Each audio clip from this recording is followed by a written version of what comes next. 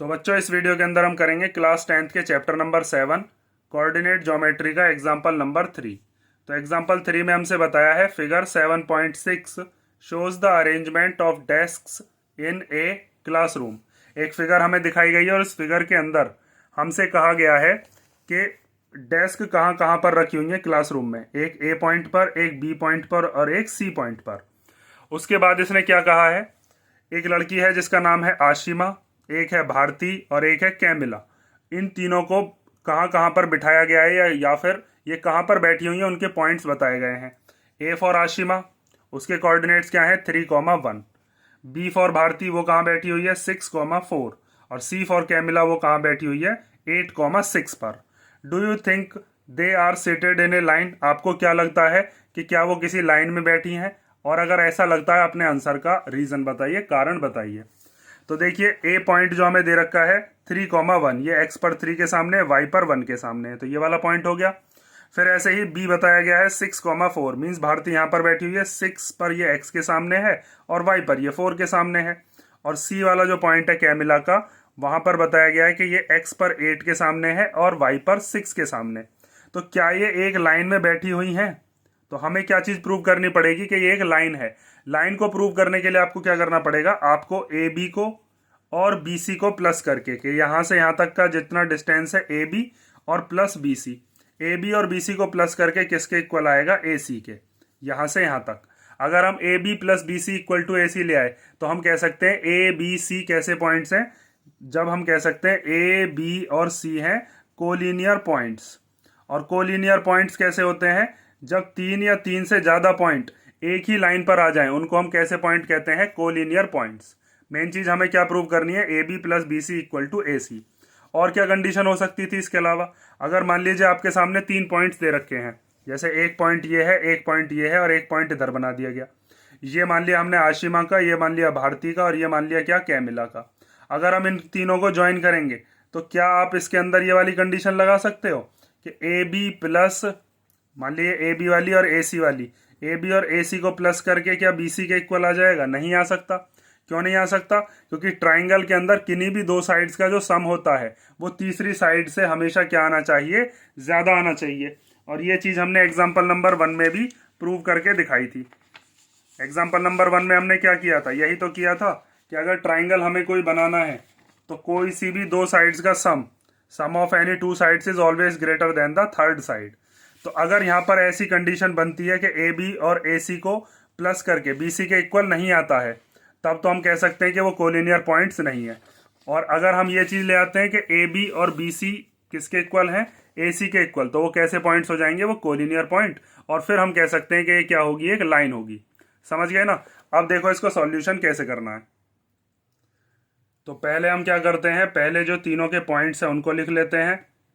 हमें दे रखा है कि position of Ashima, Bharti and Camilla. और क्या क्या पोजीशन दे रखी है, एक ए दे रखी है 3,1, फिर उसके बाद बी दे रखा है 6,4 और फिर उसके बाद सी हमें दे रखा है कितना, 8,6 रेस्पेक्टिवली।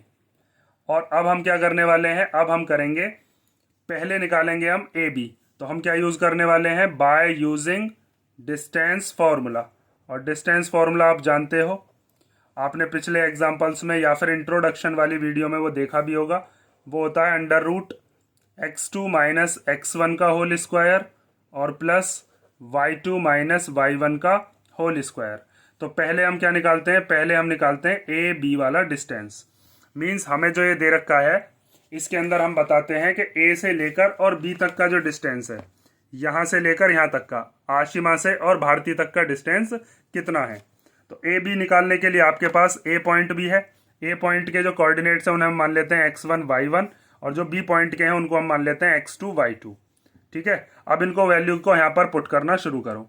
तो x2 की जगह पर कितना रख देंगे 6, फिर माइनस x1 की जगह पर कितना रख देंगे 3, इसका स्क्वायर, प्लस फिर y2 की जगह पर कितना रख देंगे 4, फिर माइनस फिर y1 की जगह पर क्या रख देंगे 1 और फिर इसका स्क्वायर। तो ए बी इक्वल टू कितना आने वाला है, अब 6 में से 3 गया तो आ गया 3 का स्क्वायर, 4 में से 1 गया तो भी कितना आया 3 का स्क्वायर, 3 का स्क्वायर कितना होगा 9, और फिर 3 का स्क्वायर कितना हो गया 9, तो 9 और 9 कितने हो गए 18। तो हम कह सकते हैं ए बी इक्वल टू आ गया √18। और इस 18 में से आप जो चीज़ बाहर निकाल सकते हो उसको बाहर भी निकाल सकते हैं। तो इसको हम लिख सकते हैं √2 इंटू 3 जब हम प्राइम फैक्टराइजेशन करेंगे किसका 18 का। 2 से कटेगा 9 बार, 9 कटेगा 3 से 3 बार, और फिर 3 अपने ही टेबल में आता है 1 बार। तो इसमें जिसके पेयर बन जाते हैं, जैसे यहाँ पर 3 के पेयर बन गए तो 3 बाहर आ जाएगा। तो ए बी की वैल्यू कितनी आ जाएगी अपने पास 3√2 यूनिट्स। ठीक है, मीटर सेंटीमीटर जो है वो तो हमसे बताया नहीं है। अब ए बी निकल गई, इस ऐसे ही अब आप क्या निकालोगे, अब निकालोगे बी सी। ठीक है, बी सी मतलब कहाँ से कहाँ तक का डिस्टेंस, भारती से कैमिला तक का। तो यहाँ से बी से लेकर और सी तक का जो डिस्टेंस है, ये वाला डिस्टेंस अब हम निकालने वाले हैं।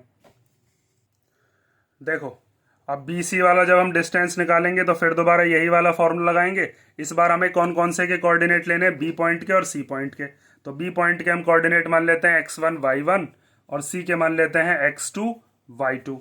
तो यहाँ पर अब आप क्या रखोगे, x2 की जगह पर क्या रखेंगे 8, फिर माइनस x1 की जगह पर क्या रखेंगे 6, और इसका स्क्वायर, फिर y2 की जगह पर कितना रखेंगे 6, और y1 की जगह पर क्या रखेंगे 4, इसका स्क्वायर। तो बी सी इक्वल टू कितना आ जाएगा, 8 में से 6 गया तो आ गया 2 का स्क्वायर, और फिर 6 में से 4 गया तो ये भी कितना आया 2 का स्क्वायर। अब 2 का स्क्वायर करेंगे तो कितना आना है 4, यहाँ पर भी 4 आ गया, यहाँ पर भी 4 आ गया। तो 4 और 4 कितने हो गए, 4 और 4 हो गए 8, और √8 को हम क्या लिख सकते हैं 2 इंटू 2 इंटू 2, भाई 2 2 जा 4, 4 2 जा 8। इसमें से एक 2 के पेयर बन गए तो इन दोनों 2 में से एक 2 बाहर आ जाएगा। तो बी सी इक्वल टू कितना आ गया 2, एक √2 बेचारा अंदर रह गया, √2 यूनिट। ठीक है, अब हमने ए बी निकाल ली, बी सी निकाल ली, दोनों हमारे पास आ चुकी हैं, ए बी आ गई और बी सी आ गई। अब हम क्या करते हैं, अब हम निकालते हैं ए से लेकर और सी तक का डिस्टेंस, मतलब पूरा का पूरा जो डिस्टेंस है उसको। अगर वो ए सी इन दोनों के सम के इक्वल आ रहा होगा तो हम कह सकते हैं कि हाँ जी, वो दोनों जो तीनों जो लड़कियां हैं वो एक लाइन में ही बैठी हुई हैं।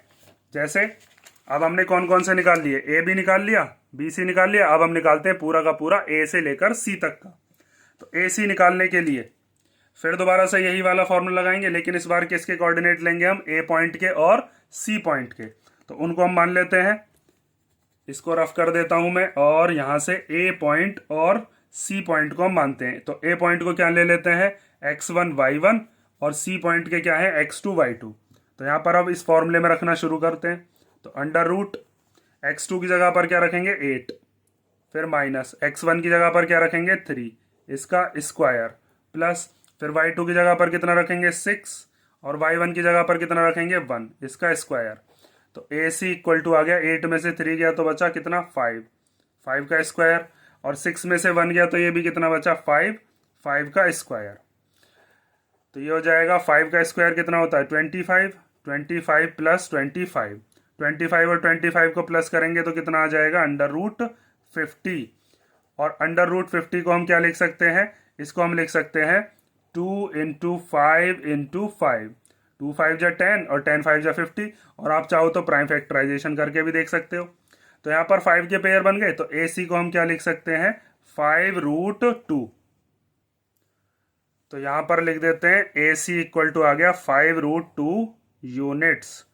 अब इसके बाद आपको क्या करना है, ए बी को और बी सी को करना है ज्वाइन, मतलब कि ए बी और बी सी को प्लस करना है। और ए बी और बी सी को प्लस करके अगर ए सी के इक्वल आ जाए, ए बी को और बी सी को प्लस करके अगर ए सी के इक्वल आ गया, तो हम क्या लिख सकते हैं कि ए बी सी कैसे पॉइंट्स हैं कोलिनियर, मतलब ये तीनों के तीनों एक लाइन में आ रहे होंगे। मैंने अभी आपको बताया कोलिनियर पॉइंट क्या होते हैं, अगर 3 या 3 से ज़्यादा पॉइंट एक ही लाइन के ऊपर आ रहे होते हैं तो उनको हम कोलिनियर पॉइंट्स कहते हैं। और अगर ये इक्वल ना आए तो फिर हम कह देते हैं कि वो नॉन कोलिनियर पॉइंट्स हैं। उनसे मिलकर अगर 3 पॉइंट है तो उनसे मिलकर ट्राइंगल बनता है, जो अभी मैंने आपको शुरुआत में बनाकर बताया भी था। तो अब आपको क्या करना है, ध्यान से देखो। तो अब हम निकालते हैं नाउ, देखिए now A B plus B C अगर इक्वल आ जाता है किसके, ए सी के, तो हम कह सकते हैं ए बी और सी कोलिनियर पॉइंट्स हैं। तो ए बी की वैल्यू कितनी है 3√2, वो रख देते हैं। बी सी की वैल्यू कितनी है, बी सी की वैल्यू है 2√2। तो यहाँ पर हमने क्या रख दिया 2√2। पहले ए सी को ही सॉल्व करते हैं, या फिर ए सी की भी वैल्यू रख लो, वो कितना है 5√2। तो ए सी तो हमने यहाँ पर लिख लिया 5√2। अब जब दोनों के रूट सेम होते हैं, जैसे यहाँ पर भी √2 है, यहाँ पर भी √2 है, तो इनके जो आगे वाले होते हैं मतलब 3 और 2 ये दोनों प्लस हो सकते हैं। तो 3 और 2 मिलाकर कितना हो जाएगा 5√2। और ये दोनों के दोनों इक्वल आ गए। तो हम कह सकते हैं देयरफॉर ये जो तीनों के तीनों पॉइंट्स हैं, so we can say that A B and C are कैसे points, collinear points. Collinear points का मतलब क्या है कि ये सारे के सारे एक ही लाइन पर लाई कर रहे होंगे। तो हम इसको ये बात को कह सकते हैं देयरफॉर वो जो तीनों लड़कियां हैं कौन कौन सी, Ashima, Bharti and Camila, Ashima, Bharti and Camilla